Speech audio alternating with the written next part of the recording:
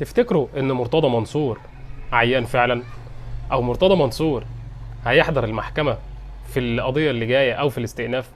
هقول لك تفاصيل مهمة، بس في الاول صلوا على النبي عليه الصلاة والسلام. اللهم صل وسلم وبارك عليك يا سيدي يا حبيبي يا رسول الله.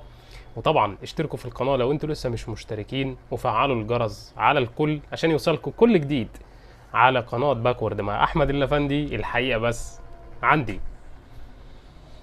موضوع مرتضى منصور، ابراهيم المنيسي وناس كتير طلعت اتكلمت عليه وقالوا تفاصيل بخصوص القضية اللي على مرتضى منصور اللي كان الحكم فيها. ما حضرش مرتضى منصور الجلسة لأن لازم الحكم فيها حضوري.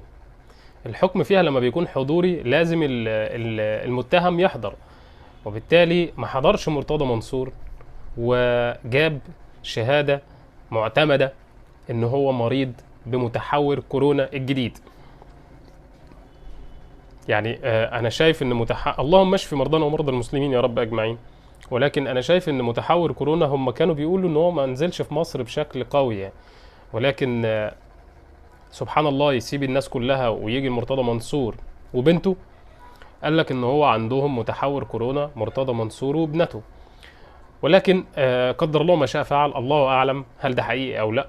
محدش يقدر يجزم، او انا ما اقدرش اقول ده حقيقي او لا، والله اعلم في النهايه. ولكن في النهايه هو ما حضرش الجلسه، وعشان ما حضرش الجلسه فما كانش فيه حكم على المجني عليه، او اقصد على المرتضى منصور اللي هو المتهم.